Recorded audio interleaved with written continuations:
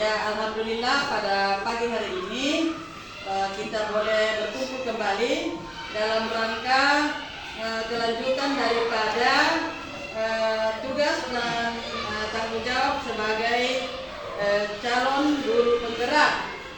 Alhamdulillah pada saat ini rekan kita akan memberikan kita lagi tentang hal-hal yang harus kita lakukan dalam tugas tanggung jawab kita, sebagaimana materi yang sudah disiapkan. Nah, oleh karena itu diharapkan kepada kita semua supaya kita boleh mengikuti apa yang akan disampaikan oleh rekan kita ini. Kepada Ibu saya mengucapkan terima kasih. Semoga apa yang diharapkan, apa yang ditugaskan boleh berjalan dengan baik dan pada saatnya nanti boleh berhasil, boleh selesai dengan baik. Oleh karena itu kita buka kegiatan kita ini dengan membaca basmalah. Bismillahirrahmanirrahim. Terima kasih. Assalamualaikum warahmatullahi wabarakatuh. Assalamualaikum warahmatullahi wabarakatuh. Ya, terima kasih banyak saya ucapkan kepada Ibu Kepala Sekolah, begitupun juga dengan teman-teman. Terima kasih atas partisipasinya, sehingga kegiatan kita ini bisa berjalan. Mudah-mudahan nanti apa yang kita lakukan ini memberikan manfaat kepada kita semua. Ya, sesuai dengan materi yang saya pelajari di pendidikan penggerak, yaitu modul 1.4 budaya positif, di mana pada modul ini kami diberikan tugas untuk memberikan motivasi kepada kita semua untuk sama-sama memahami dan melakukan nantinya yang seperti apa itu budaya positif. Ya, menggerakkan dan memotivasi warga sekolah agar memiliki, meyakini dan menerapkan visi atau nilai-nilai kebajikan yang disepakati sehingga tercipta budaya positif yang berpihak pada murid. Jadi di sini kita sama-sama saling memotivasi untuk meyakini dan menerapkan visi sesuai dengan visi yang telah kita bentuk kemarin, yaitu mewujudkan murid yang merdeka sesuai dengan profil pelajar Pancasila dan nilai-nilai kebajikan yang disepakati. Ya, jadi melalui visi dan nilai-nilai kebajikan nantinya kita bisa menciptakan budaya positif di sekolah kita.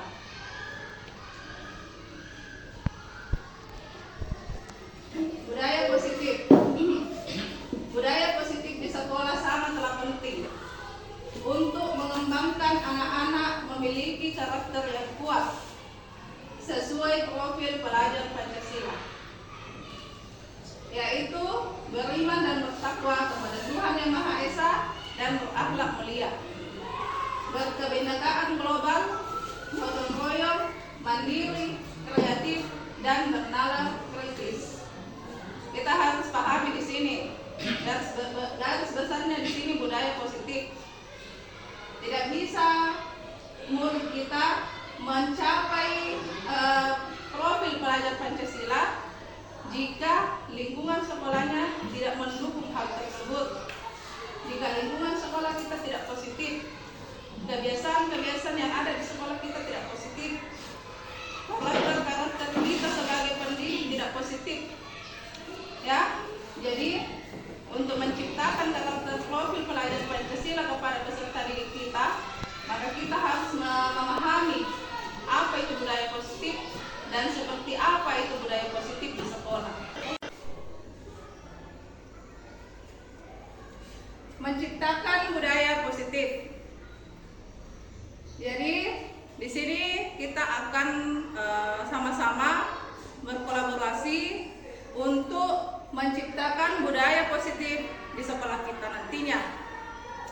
mana langkah yang pertama yang harus kita lakukan untuk mewujudkan budaya positif di sekolah kita, yaitu menciptakan lingkungan yang positif. Kemudian, jika lingkungan positifnya sudah tercipta, maka akan tercipta pula kebiasaan-kebiasaan yang baik. Kemudian tumbuh karakter-karakter yang baik atau disiplin positif. Lingkungan positif, kebiasaan-kebiasaan yang baik, karakter-karakter yang baik, maka akan terwujudlah budaya positif. Ya, di sini kita pahami lingkungan yang positif. Yang mana itu dikatakan sebagai lingkungan yang positif? Lingkungan positif itu adalah lingkungan yang aman, nyaman, memberikan kesempatan dan kebebasan kepada siswa untuk berproses, belajar, membuat kesalahan, belajar lagi, sehingga mampu menerima dan menyerap suatu pembelajaran. Warga sekolah saling mendukung, saling belajar, saling bekerja sama, dan saling menghormati dan menghargai. Lingkungan yang positif, aman dan menyenangkan. Menurut Bapak Ibu, menurut teman-teman, apakah lingkungan kita ini sudah aman dan nyaman? Ya, menurut kita semua, lingkungan sekolah kita ini sudah aman dan nyaman. Ya, tidak ada kekerasan, tidak ada pencurian dan sebagainya. Tapi itu belum tentu. Belum tentu sekolah kita ini sudah aman dan nyaman. Belum tentu sekolah kita ini sudah tercipta lingkungan yang positif. Pernahkah atau biasa kan ada anak di dalam kelas yang datang ke sekolah dengan wajah yang lusuh, tidak bersemangat. Begitupun juga nanti pas pulang masih loyo juga, masih lusuh juga. Ya, berarti anak itu tidak merasa nyaman di dalam kelasnya pada saat pembelajaran atau berada di lingkungan sekolahnya. Jadi lingkungan yang positif itu tidak hanya aman dalam bentuk kejadian kriminalitas, tetapi harus juga kita dapat menciptakan lingkungan yang positif, rasa aman dan nyaman dalam bentuk fisikisnya peserta didik kita. Ya, kemudian di sini lingkungan yang positif itu memberikan kebebasan kepada murid untuk belajar, membuat kesalahan, belajar lagi. Jadi kita sebagai pendidik di sini mendukung dan menuntun, membimbing apapun kekurangan, kemampuan, keterampilan anak peserta didik kita tuntun. Murid itu dengan bebas, secara merdeka mengeluarkan ide-idenya, keterampilannya, kemampuannya. Ya, jadi lingkungan yang positif memberikan rasa aman dan nyaman, memberikan kebebasan kepada siswa untuk mengeluarkan ekspresinya, berpendapat, dan mengeluarkan kemampuan atau bahkan kekurangannya dia tidak malu untuk mengeluarkannya. Ya. Kemudian lingkungan yang positif juga di sini tercipta kolaborasi, kerjasama, saling menghargai dan saling menghormati antar pendidik, antar warga, antar atasan dan anggotanya. Ya, namanya warga sekolah. Jadi semua yang ada di dalam sekolah ini untuk menciptakan lingkungan yang positif, maka hubungan kekeluargaan, saling menghormati dan menghargai itu harus kita jalin. Kemudian di sini kebiasaan-kebiasaan yang baik. Dan kebiasaan-kebiasaan yang baik tersebut maka akan tumbuhlah karakter-karakter yang kita harapkan pada peserta didik kita, bahkan kepada diri kita sendiri pun sebagai pendidik, yaitu akan muncul karakter disiplin, santun, jujur, peduli dan tanggung jawab. Karakter, kebiasaan, lingkungan yang positif maka akan terwujudlah budaya positif. Ya,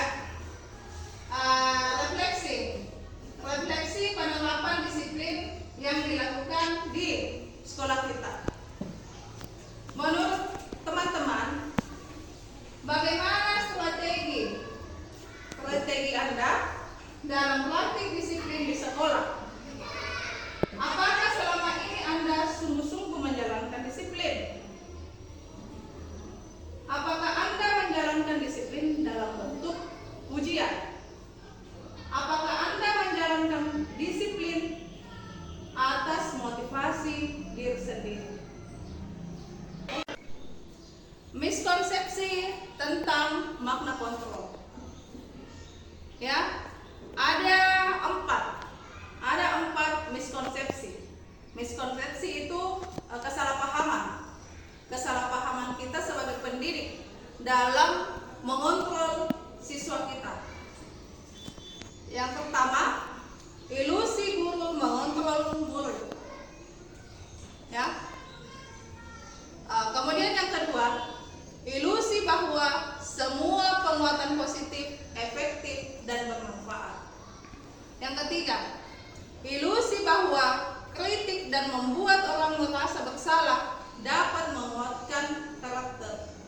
Yang keempat, ilusi bahwa orang dewasa memiliki hak untuk memaksa. Jadi selama ini kita refleksi pemahaman kita mengenai makna kontrol. Kita di sini mengontrol mulut kita, mengatur mulut kita dengan pendapat dan asumsi kita itu bahwa kita ini guru bisa mengontrol selain murid. Aturan kita ini bisa mengontrol murid kita. Paksaan-paksaan yang kita lakukan, tindakan-tindakan yang kita lakukan kepada siswa kita itu mampu untuk mengontrol murid. Ujian, hukuman, konsekuensi itu menurut kita itu mampu untuk mengontrol, mengatur murid kita untuk menjadi lebih baik. Padahal itu tidak betul. Inilah kesalahpahaman, miskonsepsi kita selama ini. Ya, di sini kita tidak dapat memaksa. Kita tidak dapat memaksa karena semua perilaku manusia itu memiliki tujuan. Dia lakukan hal seperti itu, dia melanggar aturan atau melakukan sesuatu yang tidak pantas, itu ada sebabnya, ada alasannya dan ada tujuan dia lakukan seperti itu. Kemudian penguatan positif di sini pujian, hadiah, bujukan, penghargaan. Kita anggap itu bahwa memberikan pujian, penguatan positif kepada siswa akan mampu untuk mengatur siswanya. Padahal tidak efektif, belum tentu. Bisa jadi itu anak akan melakukan hal yang baik karena adanya ini. Kalau tidak ada nanti penguatan, tidak ada bujukan, tidak ada penghargaan, apakah nanti siswa akan melakukan hal yang baik lagi? Ya, seperti itu. Kemudian kritik membuat orang merasa bersalah. Ya, kita selama ini menganggap bahwa kalau dikasih merasa bersalah sesuatu akan mengubah ini anak menjadi baik. Belum tentu. Bisa saja itu apa yang kita lakukan kepada siswa kita buat mereka merasa bersalah, nantinya dia merasa akan gagal. Saya ini gagal, merasa gagal kepada dirinya.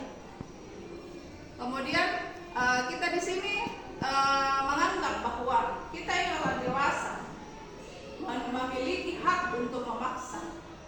Itu adalah sebuah kesalahpahaman. Ya, kita tidak bisa memaksa seseorang. Kita menganggap diri kita ini sebagai guru, orang yang dituakan, menganggap diri kita ini pendidik yang harus dihormati dan dihargai oleh siswa, maka seenaknya kita memaksa, menganggap siswa kita itu kesalahpahaman, itu miskonsepsi. Itu yang perlu kita pahami. Ya, kesalahpahaman kita dalam mengontrol murid-murid kita. Ya, makna disiplin. Disiplin dimaknai menjadi sesuatu yang dilakukan seseorang pada orang lain untuk mendapatkan kepatuhan. Disiplin yang kuat adalah disiplin diri yang memiliki motivasi internal. Disiplin diri membuat seseorang menggali potensinya menuju kepada sebuah tujuan, sesuatu yang dihargai dan bermakna, mampu mengontrol diri, menguasai diri, dan bertanggung jawab. Jadi kita di sini menganggap bahwa disiplin itu berarti ikuti apa disuruhkan itu sesuai. Mampu kalau misalkan ada disuruhkan sesuatu, kemudian sudah dia patuhi apa yang kita perintahkan, kita menganggap bahwa itu sudah disiplin. Itu tidak betul. Di mana disiplin itu harusnya muncul dari dalam, ya, disiplin diri yang kuat, motivasi intrinsik, motivasi internal, disiplin yang kuat.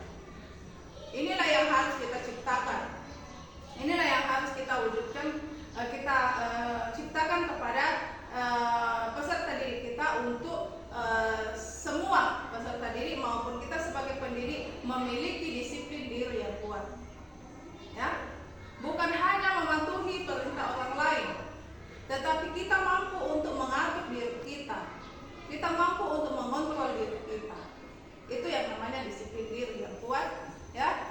Kemudian di sini ini tadi kalau kita memiliki disiplin diri yang kuat, maka kita mampu untuk menggali potensi, ya, menggali potensi. Kemudian kita menghargai dan mampu untuk menguasai diri, bertanggung jawab, menyelesaikan masalah, mencari solusi apa yang dihadapi, baik kita maupun peserta didik kita. Menurut Ki Hajar Dewantara, menciptakan murid merdeka, syarat utamanya adalah harus ada disiplin yang kuat. Ya, jadi inilah disiplin yang kuat, disiplin positif yang muncul dalam diri kita sebagai pendidik maupun peserta didik kita. Inilah yang mau kita munculkan. Ya, inilah yang perlu kita munculkan, disiplin diri yang kuat.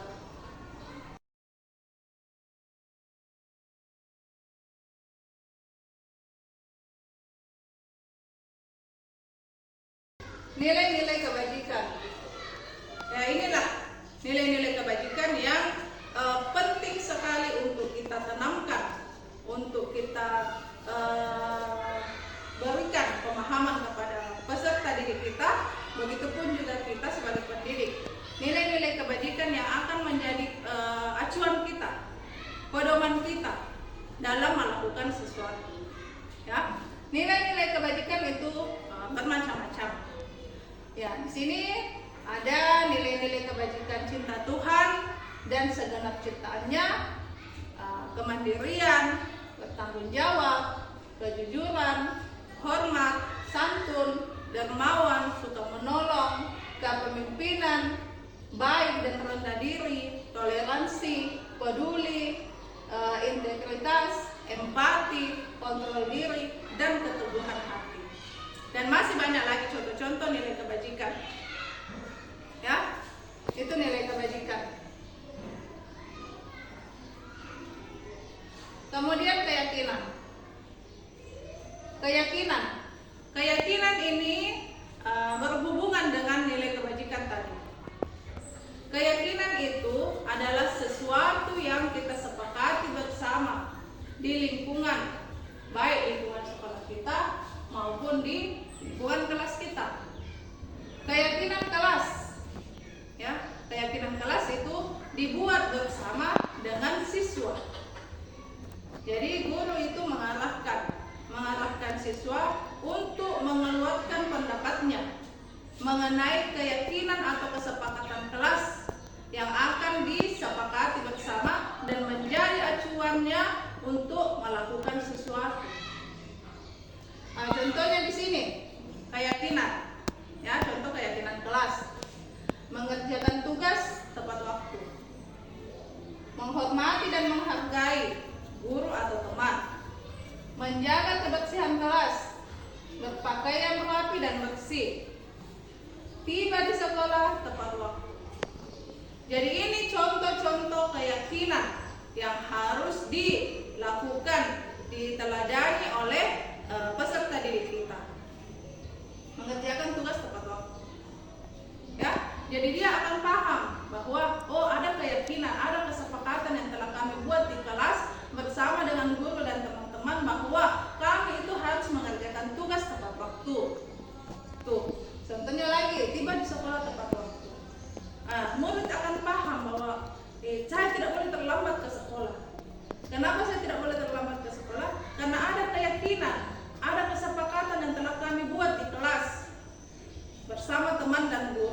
bahwa kami tidak boleh terlambat datang ke sekolah.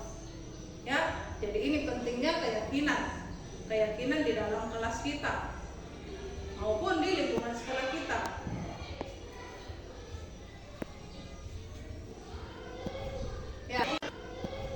Ya, keyakinan, nilai kebajikan, hubungannya keyakinan dan nilai kebajikan.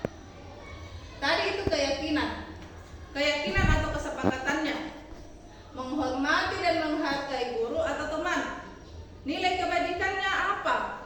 Jika menghormati dan menghargai guru atau teman, maka nilai kebajikannya adalah hormat, santun, dan berbakti.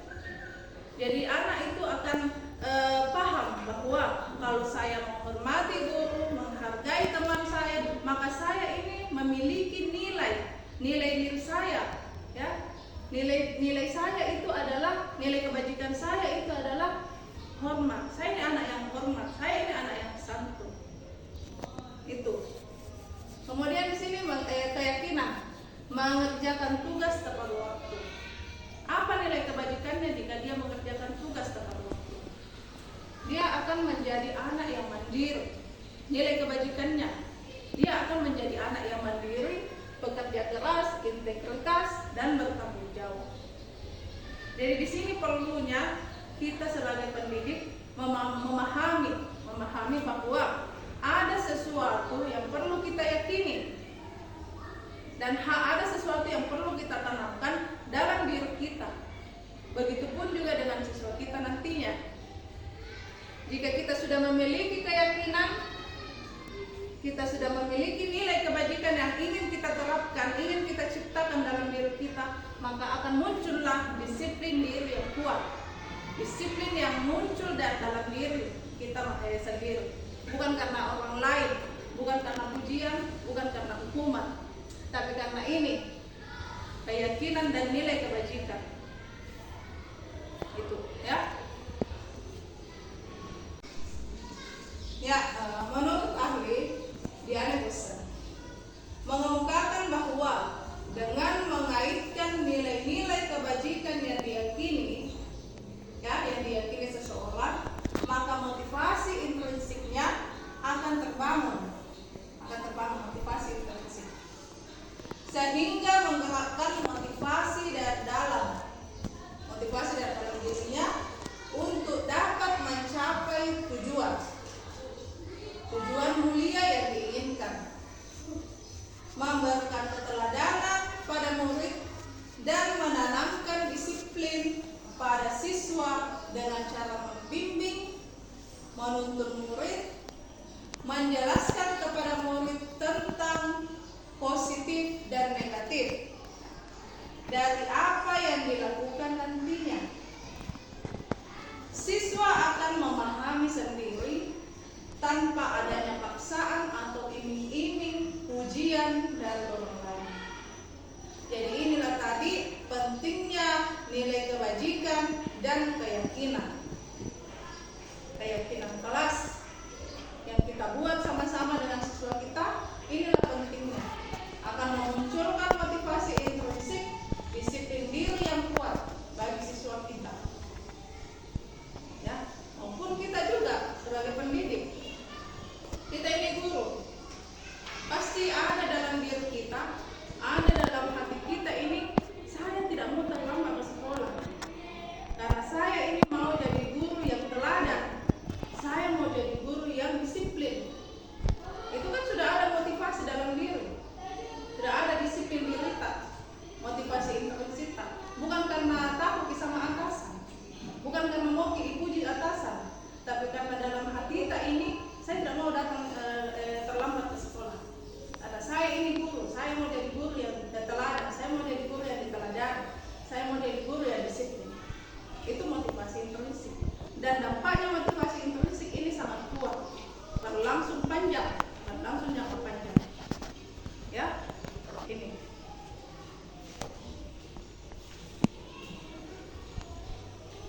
Ya, motivasi itu adalah dorongan atau daya penggerak untuk melakukan sesuatu, baik berasal dari dalam diri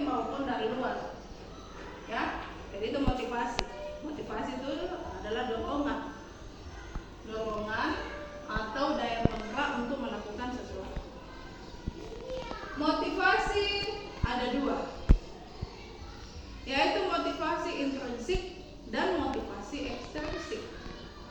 Intrinsik itu motivasi yang muncul dari dalam diri kita sendiri. Kalau motivasi ekstrinsik atau eksternal itu muncul karena dorongan orang lain, dari luar, orang lain, ya. 3 motivasi perilaku manusia. 3 motivasi perilaku manusia. 1. Untuk menghindar ketidaknyamanan atau hukuman. Itu pina lakukan sesuatu, itu pina rajin karena takut dapat hukuman. Hukumannya karena takuti, jadi dia rajin. Itu motivasi. Motivasi seseorang, ya. Pasti ada biasa begitu. Ya. Kemudian motivasi yang kedua, untuk mendapatkan imbalan atau penghargaan dari orang lain. Mau jadi puji, mau dipuji, mau dihargai, maka dia melakukan sesuatu, mau dapat imbalan. Kemudian yang ketiga, untuk menjadi orang yang mereka inginkan dan menghargai diri sendiri dengan nilai-nilai yang mereka percaya. Nah, inilah motivasi intrinsik. Kenapa? Dia ingin menjadi orang yang dia inginkan. Saya mau jadi guru yang disiplin. Maka akan muncul ini. Apa yang harus dia lakukan untuk menjadi disiplin? Ya, mengerjakan pekerjaannya dengan baik, menjadi teladan, datang tepat waktu, mengajar tepat waktu. Itu. Jadi kalau kita sudah memiliki motivasi intrinsik dengan meyakini nilai-nilai kebajikan, maka akan muncul sendiri nanti inisiatif kita. Akan muncul sendiri nanti, saya harus begini, ini nanti saya lakukan, saya mau lakukan ini, karena ada sesuatu dalam dirinya, yaitu nilai-nilai kebajikan yang mau dia munculkan untuk menghargai dirinya. Ya, motivasi ya, untuk menghindar ketidaknyamanan atau hukuman, maka yang biasa diucapkan itu, apa yang akan terjadi bila saya tidak melakukannya. Jadi dia itu melakukan sesuatu karena menghindar hukuman. Nah, kemudian dia akan mengucapkan apa yang akan saya dapatkan jika saya tidak melakukannya. Kemudian untuk mendapat imbalan, dia akan berkata apa yang akan saya dapatkan, ya, apa yang akan saya dapatkan apabila saya melakukannya. Kemudian yang motivasi yang muncul dalam dirinya itu, dia akan berkata saya akan menjadi orang yang seperti apa, ya. Jadi di sini ada perbedaannya. Yang satunya itu apa yang akan terjadi bila saya tidak melakukannya. Kemudian kedua, apa yang akan saya dapatkan bila saya melakukannya. Yang ketiga, saya akan menjadi orang yang seperti apa, ya. Dihukum oleh penghargaan. Dihukum oleh penghargaan. Jadi memberikan penghargaan itu sama dengan menghukum. Ini menurut ahli Al-Fiqh, ya. Jadi memberikan penghargaan sama dengan menghukum. Yang pertama, pengaruhnya itu jangka pendek dan jangka panjang, ya. Memberikan penguatan, memberikan penghargaan itu ada bagusnya, dampak positifnya ada. Karena biasa kalau kita memberikan penguatan kepada siswa atau orang lain, maka dia akan termotivasi, akan muncul motivasinya. Tetapi apakah motivasi ini akan berjalan panjang, jangka panjang, ya?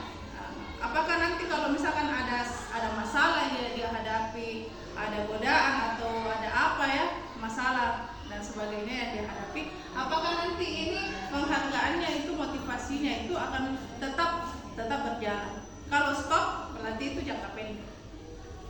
Kemudian penghargaan tidak efektif.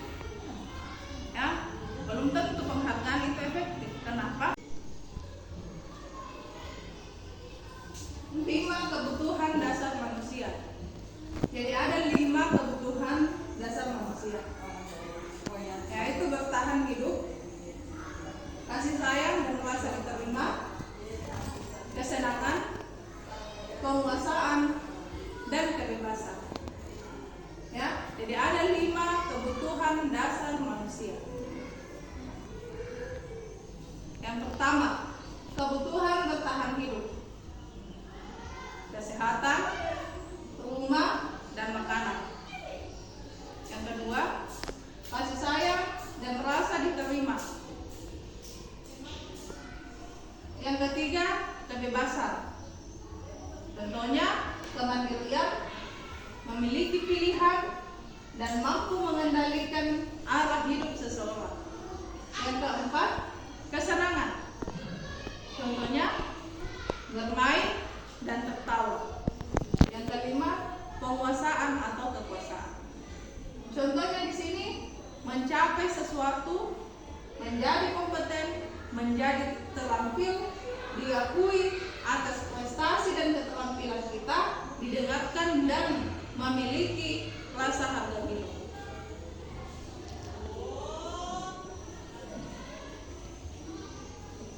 Restitusi. Restitusi 5 posisi kontrol dan segitiga restitusi. Ya, jadi di sini kita akan membahas mengenai restitusi dengan 5 posisi kontrol serta segitiga restitusi. Ya, restitusi. Restitusi di sini adalah proses menciptakan kondisi bagi murid untuk memperbaiki kesalahan sehingga mereka bisa kembali pada kelompoknya dengan karakter yang lebih kuat. Restitusi juga adalah proses kolaboratif yang mengajarkan murid untuk mencari solusi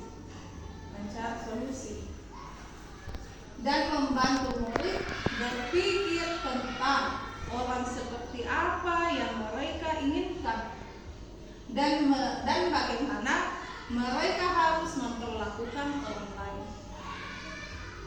Penekanan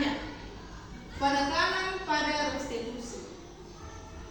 Penekanannya di sini bukan pada bagaimana berperilaku untuk menyenangkan orang lain atau menghindar ketidaknyamanan. Namun tujuan restitusi menjadi orang yang menghargai nilai-nilai kebajikan yang mereka percayai.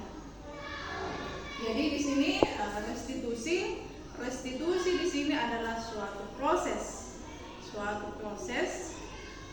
bisa dilakukan secara kolaboratif, ya, baik kepada murid, kepada teman-teman, ya, sama warga sekolah untuk menyelesaikan masalah, mencari solusi dan memperbaiki kesalahan yang telah dilakukan, baik kita pendidik maupun murid kita. Restitusi di sini tidak berfokus pada masalahnya, bukan masalahnya yang difokuskan, tapi bagaimana memperbaiki dan bagaimana solusinya. Dia fokus pada solusi, penyelesaiannya, cara memperbaikinya. Ini yang difokuskan pada restitusi, bukan masalahnya, tapi solusinya. Ciri-ciri restitusi. Restitusi bukan untuk menebus kesalahan, namun untuk belajar dari kesalahan.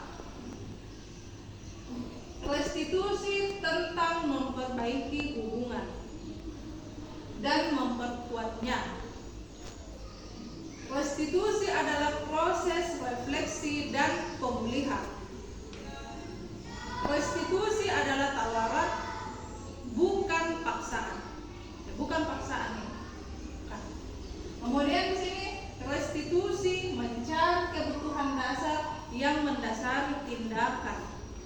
Yang tadi itu kita bahas 5 kebutuhan dasar manusia. Jadi melalui restitusi di sini kita akan mencari kebutuhan apa yang mendasari tindakan seseorang. Anak-anak melakukan kesalahan itu ada sebabnya, ada hal yang dia perlu penuhi. Contohnya lima kebutuhan dasar tersebut. Dan kelima ini siapa tahu bisa saja ada salah satu kebutuhannya tidak terpenuhi, makanya anak itu melakukan kesalahan. Jadi melalui restitusi kita akan mencari solusi dan memahami, mencari tahu apa yang menjadi alasan anak tersebut melakukan tindakan seperti itu. Ya, kita masuk kepada restitusi 5 posisi kontrol. Ya, di sini ada 5 posisi kontrol. Yang pertama, penghukum. Yang kedua, pemantau. Yang ketiga, pembuat merasa bersalah. Yang keempat, teman. Dan yang kelima, manajer. Sebelum kita masuk ke pembahasan 5 posisi kontrol ini, saya ingin bertanya dulu kepada teman-teman. Ya, menurut teman-teman, dari kelima posisi kontrol ini, yang mana menurut teman-teman posisi yang baik? Yang mana di sini menurut teman-teman posisi kontrol yang baik? Ya, teman. Oke. Jadi semua sepakat memilih posisi kontrol teman. Oke. Kita simpan dulu jawaban kita. Nanti kita lihat dulu penjelasannya ya. Kemudian kita akan memahami bahwa apakah betul posisi teman itu ideal, baik untuk kita terapkan di lingkungan sekolah kita. Oke? Baik. Ya, yang pertama posisi penghukum. Ya, itu tadi yang pertama posisi penghukum. Di sini posisi penghukum, ya, tidak hanya menghukum secara fisik, tetapi juga menghukum secara verbal atau hinaan, kata-kata, cacian. Bukan hanya memukul, bukan hanya dalam bentuk pukulan, tapi dalam bentuk kata-kata juga itu termasuk hukuman. Kemudian di sini juga penghukum itu memaksa, menekan nada suaranya tinggi, membentak, ya, bahasa tubuhnya itu mata melotot, menunjuk-nunjuk, ya. Kemudian contoh penghukum: patuhi aturan saya atau awas. Di sini ada nih, siap-siap di sini ada hukuman yang siap menanti. Kalau tidak melakukan nih, awas, dapat menanti hukuman. Kamu selalu saja salah. Kamu pasti selalu yang terakhir selesai. Terlambat lagi, pasti terlambat lagi. Selalu datang terlambat. Kapan bisa datang tepat waktu? Ya, jadi ini hukuman, penghukum.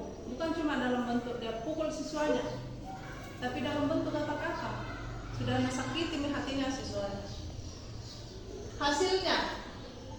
Hasilnya apabila kita melakukan posisi penghukum, mulut merasa marah, dendam, benci, kesal, agresif, tersakiti, baik fisik maupun psikisnya. Mulut dapat melampiaskan amarahnya dengan merusak darah, menyakiti dirinya, dan menyakiti orang lain yang ada di sekitarnya. Ya, jadi ini dampak negatif dari posisi penghukum. Jadi yang fatalnya itu apabila anak itu sudah benci dirinya karena hukuman yang diberikan, hukuman yang dia dapatkan, maka dia lampiaskan ke dirinya, bahkan ke orang lain.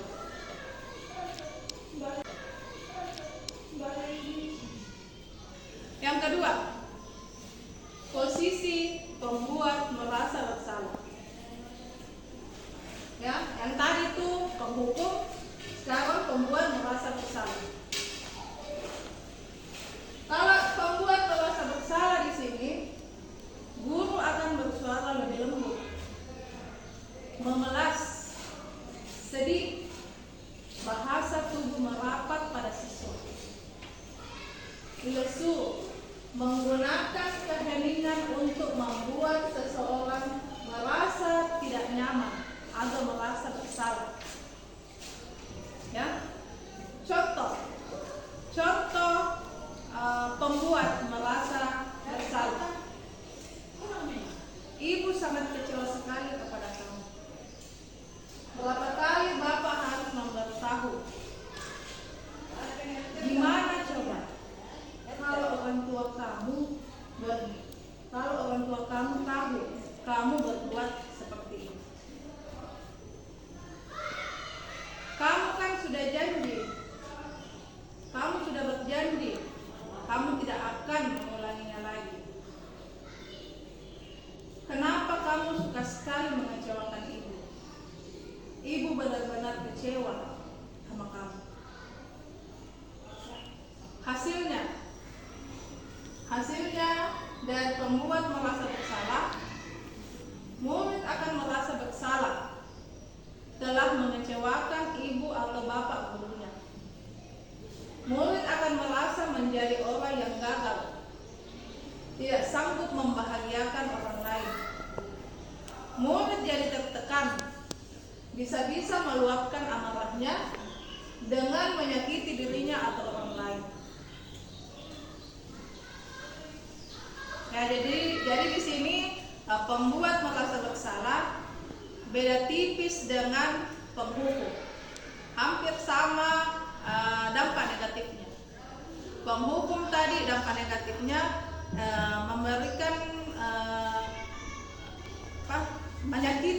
menyakiti hati maupun fisikis, hati atau fisik orang lain, baik siswa maupun orang lain yang kita memberikan hukuman, ya, akan memberikan efek negatif. Begitupun juga dengan pembuat merasa bersalah. Efeknya itu, negatifnya itu akan jatuh ke dirinya ini anak yang tadinya membuat kesalahan, bisa saja nanti akan bertambah membuat kesalahan lagi. Yang tadinya dia sudah merasa gagal, bisa saja dia akan menjadi semakin gagal karena hatinya, fisikisnya tersakiti. Dia menyalahkan dirinya, dia menyakiti dirinya dan menyalahkan orang lain dan melampiaskan hukumannya ke orang lain. Jadi ini pembuat merasa bersalah, sama dampak negatifnya dengan penghukum.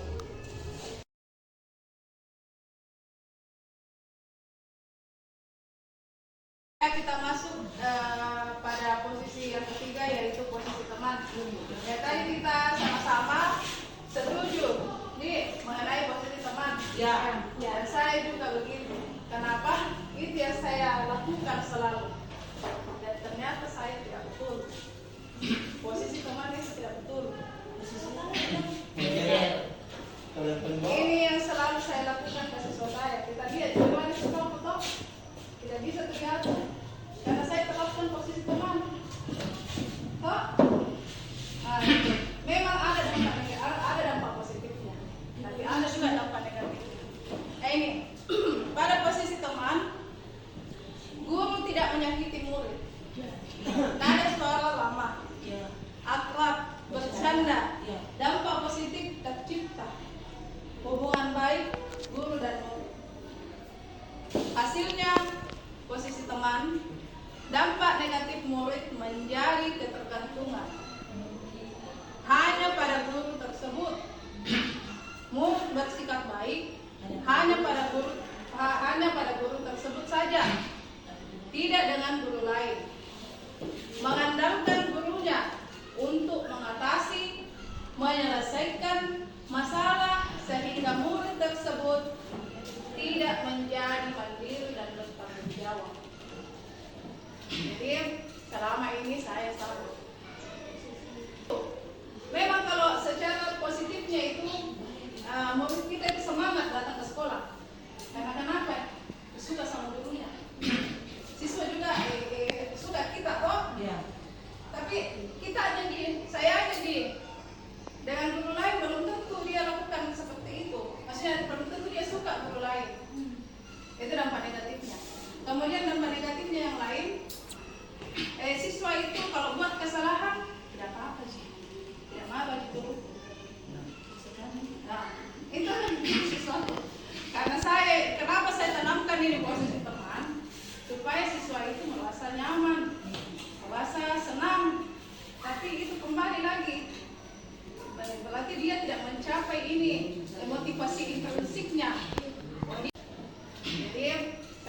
ini saya salah.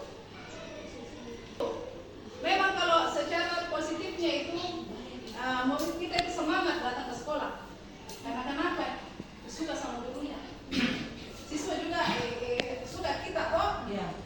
Tapi kita aja saya aja dengan guru lain belum tentu dia lakukan seperti itu. Maksudnya belum tentu dia suka guru lain. Itu dampak negatifnya. Kemudian dampak negatifnya yang lain, siswa itu kalau buat kesalahan tidak apa-apa sih, tidak apa-apa dituruti.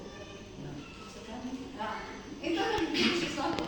Karena kenapa saya tanamkan ini posisi teman, supaya siswa itu merasa nyaman, merasa senang.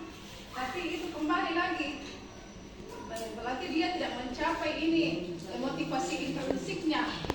Dia lakukan hal tersebut karena ada penghargaan, ada kesenangan dari saya selaku gurunya, menciptakan posisi teman, sehingga siswa saya itu kalau buat kesalahan tidak menyambung, tidak apa nih, nah biarkan saja, tidak masalah sih, biar ibu, nah apa sih ibu, nah itu saya ini yang kena ini, saya dengan siswa saya itu aman hubungannya, tapi siswaku itu jadi tidak bertanggung jawab.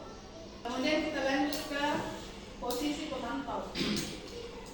Ini posisi pemantau, memantau berarti mengawasi. Posisi pemantau berdasarkan peraturan atau konsekuensi. Dengan menggunakan sanksi dan konsekuensi, kita dapat memisahkan hubungan pribadi kita dengan murid. Beda dengan tadi dengan teman ini, hubungannya yang tadi akrab dengan siswanya, kalau ini terpisah, tidak akrab dengan siswa. Kemudian pemantau mengandalkan penghitungan, catatan, data yang dapat digunakan sebagai bukti atas perilaku seseorang. Nada suara pemantau datar, bahasa tubuh formal. Contoh yang biasa kita ucapkan. Peraturannya apa? Apa yang telah kamu lakukan? Sanksi atau konsekuensinya apa? Apakah kamu mengerti konsekuensi yang harus dilakukan jika datang terlambat? Jadi dia berfokus pada konsekuensi. Kalau tadi itu keyakinan yang dibuat, kalau pemantau itu konsekuensi yang dia buat. Kalau terlambat sih, sepakat dulu. Apa konsekuensinya? Kemarin ini ibu, itu yang dia ciptakan. Ya, itu yang dia ciptakan, konsekuensi yang dia ciptakan, perlakuan yang dia ciptakan. Kalau pukul teman, apa konsekuensinya? Cuci WC bu. Nah itu konsekuensi pemantau. Dan hasilnya murid merasa tidak nyaman dengan adanya sanksi atau konsekuensi. Sanksi atau konsekuensi hanya akan membuat murid takut pada sanksinya, bukan pada nilai kebajikan atau keyakinan. Murid menjadi terpaksa melakukan sesuatu hanya karena takut pada sanksi. Ini tadi, bedanya tadi dengan keyakinan, dengan pemantau. Kalau pemantau, konsekuensi yang dia sepakati. Kalau keyakinan, nilai kebajikan dan keyakinan yang dia sepakati. Kalau pemantau, konsekuensi akan memunculkan motivasi ekstrinsik, motivasi yang muncul dari luar, bukan dari dalam.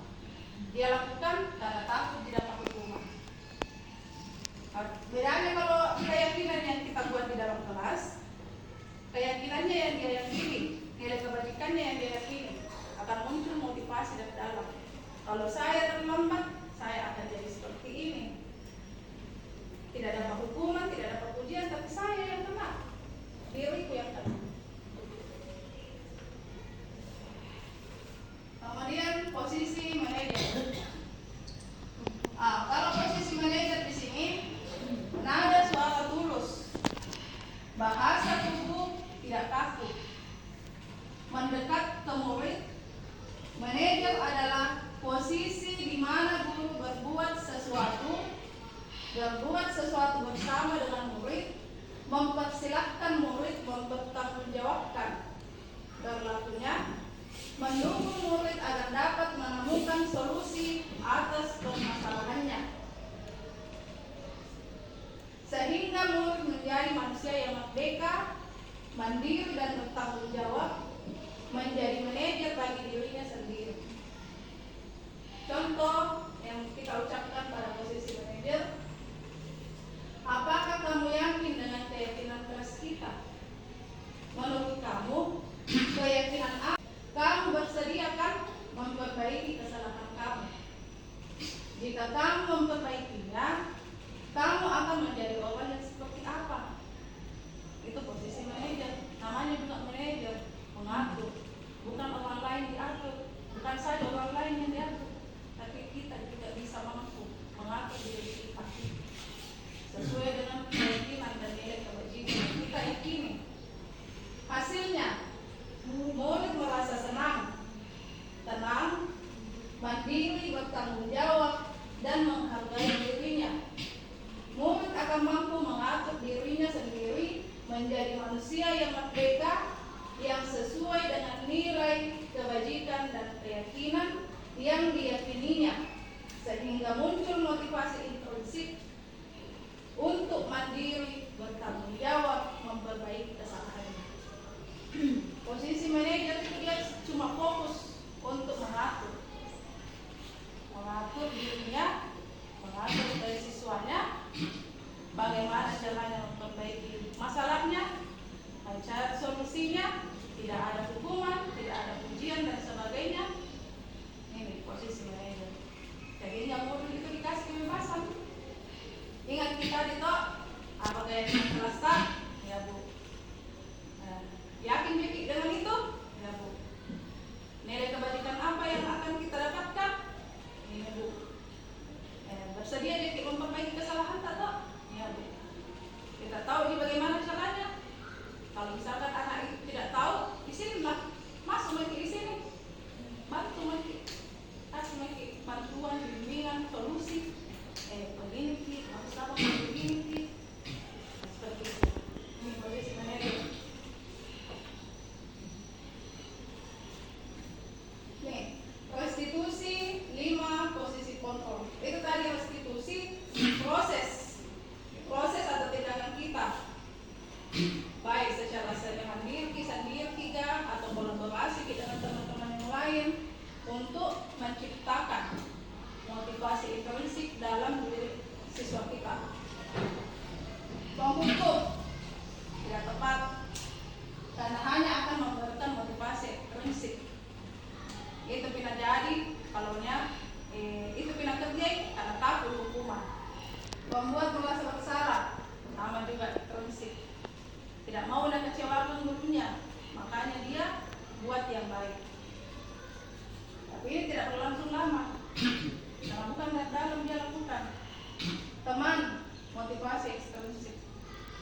Nama itu dekat buku nanti, dan nama itu dekat buku. Tidak mau kasih kalau masuk itu ibu di kelas, mau kasih kalau ibu ini. Itu sudah jadi ketergantungan itu anak sama dia, karena adanya posisi teman. Pemantau, motivasi intrinsik, sanksi takut konsekuensi, dikurangi nanti nilai tak, dikasih nanti kasih main nanti, tinggal kelas kan nanti, itu pemantau, ada konsekuensi. Kalau manajer, motivasi intrinsik, tidak perlu ada hukuman, tidak perlu ada ujian, cukup dengan cara kita dekati siswa kita. Kita tanyakan keyakinan, nilai kebajikannya, solusinya, selesai. Anak itu akan berkembang, akan mengeluarkan sendiri apa yang mau dia lakukan dan apa yang dia alami. Secara mandiri dia akan memperbaiki kesalahannya. Sebelum kita masuk di segitiga restitusi, kita lihat dulu ini.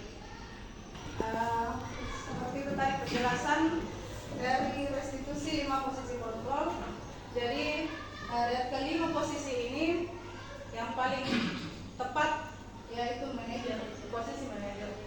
Jadi ini kegiatan kita ini bukan untuk mencari kesalahan, bukan untuk mencari kesalahan, tapi untuk melakukan refleksi. Karena tujuan kita sesuai dengan visi kita yaitu menciptakan lingkungan positif, lingkungan sekolah yang positif, sehingga mewujudkan anak yang merdeka dan berkarakter profil pelajar Pancasila. Nah, tentunya tugas kita yaitu menciptakan lingkungan sekolah positif sehingga mewujudkan budaya positif di sekolah kita nantinya. Jadi sebelum kita ke siswa, ada baiknya kalau kita dulu menanamkan disiplin yang kuat pada diri kita selaku pendidik. Kenapa? Kita ini guru, kita ini pendidik, kita adalah model. Kita ini tidak beda dengan model. Kita ini dilihat dan ditiru, dilihat dan diikuti. Jadi ada itu pepatah dulu atau kalau salah, murid guru sensi berdiri. Tuh, guru itu adalah model, sesuatu yang dilihat dan diikuti. Ingat sungguh teladan. Guru sebagai teladan. Jadi apa yang harus kita perlihatkan, contohkan ke siswa kita itu keteladanan. Sama begini, disiplin positif, kedisiplinan, bukan kedisiplinan dalam arti jam begini, harus begini. Itu belum tentu disiplin. Bisa saja disiplin karena kita karena itu dia tuannya, tapi bukan karena dalam sininya. Jadi inilah tujuannya kami diberikan amanah selaku CGP untuk menggerakkan teman-teman yang ada di sekolah melalui materi-materi yang kami dapatkan. Dan ini memang dianjurkan untuk menciptakan lingkungan yang positif, budaya positif di sekolah. Karena banyak kasus, ada yang anak-anak dibully kalau temannya, ada yang anak-anak mendapat perlakuan yang tidak pantas dari gurunya. Maka inilah budaya positif, penanaman budaya positif di sekolah. Kita lanjut pada segitiga restitusi. Tadi posisinya kita sudah dapatkan, yaitu posisi manajer. Kalau ini segitiga restitusi, penerapannya, langkah-langkahnya, langkah-langkah posisi manajernya tadi kita tahu posisi manajer, ini posisi manajer yang paling bagus. Tapi langkah-langkahnya yang harus kita lakukan ini nih, melalui segitiga restitusi. Ada 3 langkah yang harus kita lakukan. Langkah yang pertama, menstabilkan identitas. Langkah yang kedua, validasi tindakan yang salah. Langkah yang ketiga, menanyakan keyakinan. Jadi posisi manajer, kita melakukan posisi manajer dengan menerapkan segitiga restitusi, dengan menerapkan 3 langkah, yaitu menstabilkan identitas, memvalidasi tindakan yang salah, dan menanyakan keyakinan. Itu tadi keyakinan, kesepakatan kelas. Segitiga restitusi, langkah yang pertama, menstabilkan identitas. Menstabilkan identitas di sini tujuannya untuk mengubah identitas atau keadaan anak dari orang yang gagal karena melakukan kesalahan menjadi orang yang sukses. Jika anak berbuat kesalahan lalu kita mengkritiknya, maka kita akan tetap membuatnya dalam posisi gagal.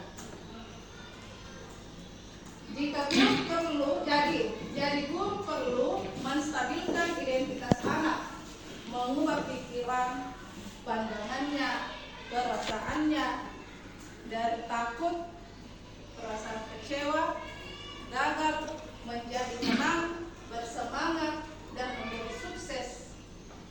Tuh. mengubah mengubah keadaannya, perasaannya. Kalau buat kesalahan, kita stabilkan dulu identitasnya. Ini langkah pertamanya dulu, stabilkan dulu identitas, stabilkan dulu perasaannya, distabilkan dulu, dikasih tenangin dulu, diubah dulu dari tadinya dia marah, emosi, kita tenangkan dulu, stabilkan dulu identitasnya.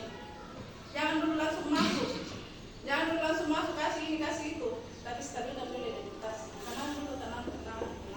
Itu namanya menstabilkan identitas. Ini kalau anak yang emosi. Tapi kalau anak yang kayak bilang tidak bersemangat, atau anak yang merasa gagal, buat kesalahan yang membuat dirinya itu gagal, tidak bersemangat nih, tidak mau belajar, jangan belajar tuh. Kalau itu dia salah, kalau juga gagal.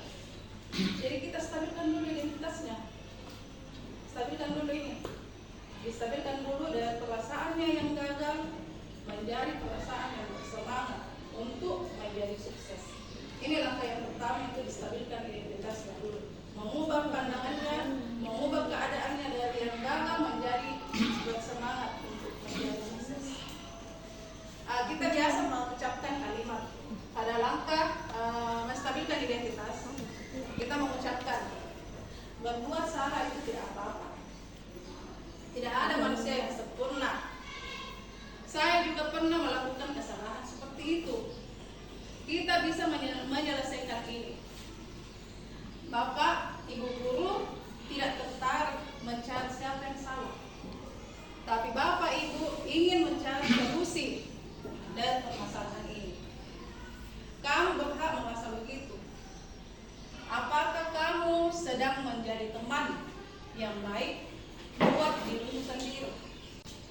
Tidak apa-apa. Namanya juga belajar. Bukan kamu saja yang tidak berhasil dalam pembelajaran ini. Kita perbaiki lagi sama-sama. Bagaimana perasaan itu anak kalau dikasih tahu begitu? Otomatis kan akan, oh iya balik. Iya Bu. Kalau berkelahi sesuatu, marah sesuatu, menangis sesuatu, distabilkan identitas. Iya, tidak apa-apa. Memang kita berhak untuk marah. Semua orang itu pasti bisa marah, bisa luapkan emosinya. Iya. Atau kalau gagal, ya biasa terjadi gitu. Ya apa gagal itu awal dari kesuksesan. Tidak apa-apa digagal. Ayo belajar lagi sama-sama. Buat kesalahan ini tidak apa-apa. Buat kesalahan itu juga biasa juga melakukan kesalahan. Tidak apa-apa. Tidak ada manusia yang sempurna. Itu distabilkan identitasnya. Dia dikasih keyakinan anak-anak bilang berbuat salah itu hal yang wajar. Hal yang lumrah itu kalau buat kesalahan. Dan kesalahan itu adalah awal dari pembelajaran. Ini menstabilkan identitas. Setelah kita stabilkan identitasnya, kita masuk ke langkah yang kedua, yaitu memvalidasi tindakan yang salah. Buat kesalahan sesuatu langsung salah memang kamu ini. Tidak distabilkan dulu identitasnya, jadi tidak kena tidak masuk ini. Tidak apa maksudnya itu? Tidak masuk ini proses yang mau kita lakukan. Kenapa? Karena anak merasa jengkel, tadinya marah tambah jengkel nanti, karena tidak distabilkan dulu identitasnya. Jadi setelah distabil identitasnya, aman kita lihat perasaannya sesuatu, langsung makin di sini memvalidasi tindakan yang salah. Tujuannya untuk mengetahui kebutuhan dan alasan dibalik perilaku seseorang. Setiap tindakan baik atau buruk yang dilakukan pasti memiliki maksud atau tujuan, yaitu memenuhi kebutuhan dasar. Dengan mengetahui maksud atau kebutuhan dasar yang ingin dipenuhi seseorang, maka kita akan mudah untuk menemukan cara-cara efektif untuk memenuhi kebutuhan tersebut. Jadi ini tadi kebutuhan dasar itu tadi kita bahas sama-sama 5 kebutuhan dasar yang harus kita pahami pada saat seseorang melakukan kesalahan, baik kita ataupun siswa kita. Jadi pahami Ki, apa kebutuhannya, apa alasannya. Kenapa kita tarik ke lain? Apa alasan tak tarik ke lain? Kenapa kita tarik main dalam kelas? Itu ada alasannya dia lakukan itu. Nah, jadi jangan dulu langsung kasih hukuman atau dan sebagainya, konsekuensi, tapi ini yang harus kita lakukan. Menstabilkan identitas, kemudian validasi tindakan yang salah. Dengan cara itu harus kita dulu mengetahui apa alasan tak tadi main di dalam kelas, apa alasan tak tadi ini di dalam kelas. Kemudian yang biasa kita sampaikan ke anak kita pada saat memvalidasi tindakan yang salah, kamu pasti punya alasan mengapa melakukan hal itu. Apa alasan kamu melakukan itu? Kamu bisa saja bertindak lebih gegabah lagi. Ini, kamu pasti melakukannya karena mempertahankan sesuatu yang penting bagi kamu. Jadi setelah kita validasi tindakannya, kita tahu alasannya, kemudian kita masuk nih, kita kena di situ. Iya nak, semua orang itu pasti mau kalau belajar dengan tenang. Tapi harus itu nak, tapi itu yang kita lakukan tadi nak, bisa saja kan mengganggu teman yang lain. Masuk lagi di situ bahwa tindakanmu itu tidak betul, salah, tapi dengan bahasa yang mudah, yang lembut. Nah ini memvalidasi tindakan yang salah. Ditahu alasannya. Oh iya nak, iya ibu tahu alasan tak. Kenapa kita lakukan itu? Tapi nak, itu yang kita lakukan nak, belum tentu baik untuk teman yang lain. Jadi nak sebaiknya begini Ki, baiknya inilah sesuai dengan keyakinan, tak masuk lagi di keyakinan lagi. Nah, gitu. Ini memvalidasi tindakan yang salah. Kemudian langkah yang ketiga, menanyakan keyakinan. Oh itu tadi menanyakan keyakinan. Masuk di keyakinan dan nilai-nilai kebajikan. Langkah yang ketiga, menanyakan keyakinan. Bertujuan untuk menghubungkan keyakinan, nilai-nilai kebajikan dengan keyakinan kelas yang telah disepakati bersama. Jadi ini perlu kita buat. Sebelum masuk maksudnya awal tahun ajaran baru, bagus kita buat dengan siswa kita. Jadi ada yang nanti pedomani, ada keyakinan kelas yang harus dia lakukan. Tujuannya itu memunculkan motivasi yang intrinsik dalam dirinya. Ketika identitas sukses, identitas tadi menstabilkan identitas. Ketika identitas sukses telah tercapai dan tingkah laku yang salah telah divalidasi, sudah divalidasi, sudah ditahu alasannya. Kemudian kita masuk juga bilang iya nak, tapi itu yang kita lakukan itu nak tidak betul, tidak baik. Nah itu masuk divalidasi, sudah sukses semua ini kedua langkah, maka anak siap untuk dihubungkan dengan nilai-nilai yang dia percayai, nilai-nilai kebajikan ini dan keyakinan yang telah kita sepakati, sehingga muncul motivasi intrinsik dalam diri anak. Tidak ada hukuman, tidak ada konsekuensi. Ini bisa saja posisi kontrol manajer menggunakan penerapan segitiga restitusi. Ini langkahnya 3 langkah, jadi langkahnya sudah aman. Nah, kemudian muncul motivasi intrinsiknya. Kita biasa mengajukan pertanyaan kepada anak pada mata yang ketiga, sebagai keluarga atau teman di dalam kelas, apa yang kita yakini? Nilai-nilai apa yang telah kita sepakati? Keyakinan apa yang perlu kami tingkatkan? Seperti apa gambaran sebuah kelas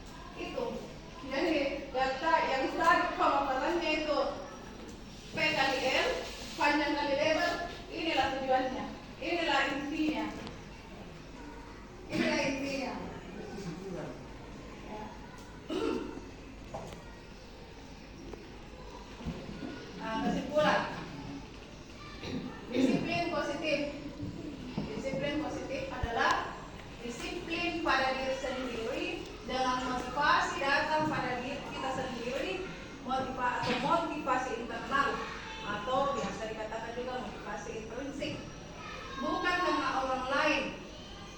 Baru kita disiplin. Posisi kontrol. Guru yang paling baik adalah sebagai manajer. Kita membimbing murid untuk dapat mengatur dirinya, mengevaluasi dirinya, bagaimana menjadi lebih baik, mengevaluasi kalau dia buat kesalahan, dia mampu untuk menyelesaikan masalahnya, mencari solusinya. Segitiga restitusi, proses kolaboratif yang mengajarkan murid untuk mencari solusi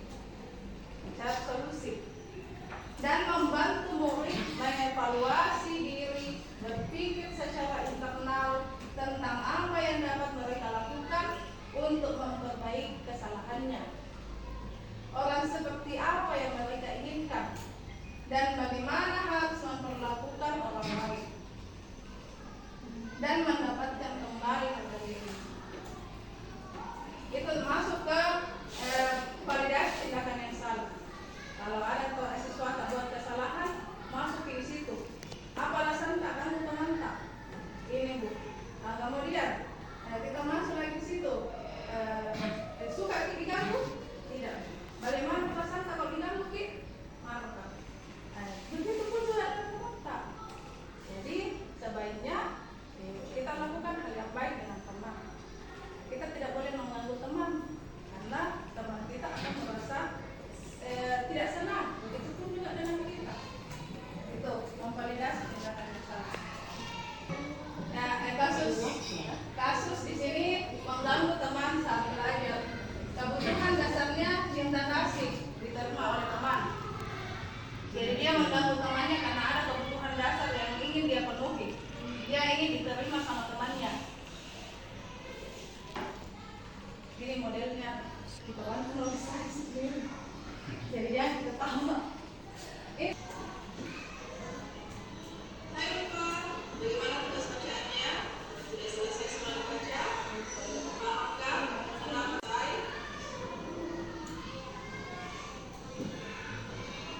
Ya, buat kesalahan itu lupa, apa-apa. Semua orang biasa kok melakukan kesalahan. Ibu juga biasa melakukan seperti itu. Apa sih alasan lupa mengganggu Faika? Yang tadi Ibu lihat, lupa selalu mengganggu Faika saat belajar.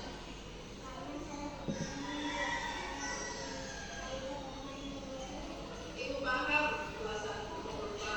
Kita semua butuh teman belajar memahami. Tapi sebaiknya lupa mengajar teman itu dengan cara yang tepat. Ya, apalagi pada saat yang pelajaran. Ya, bisa saja kan nantinya Faika merasa terganggu, merasa tidak senang, dan bahkan nantinya Faika tidak mau sesuai dengan lupa. Untuk pahamkan keyakinan kelas kita, menurut berupa yang mana keyakinan kelas kita yang perlu berupa ditingkatkan.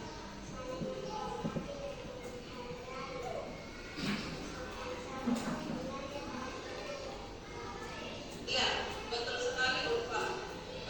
Kamu bersediakan memperbaiki kesalahan kamu lupa. Bagaimana caranya lupa untuk memperbaiki kesalahan lupa? Ya.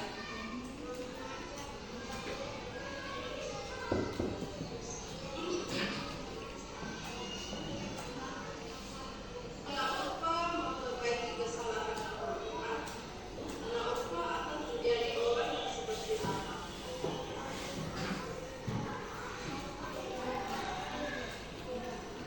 Bagus sekali. Nah, jadi cukup begitu saja. Tidak perlu kategori dan sebagainya. Karena sesuatu.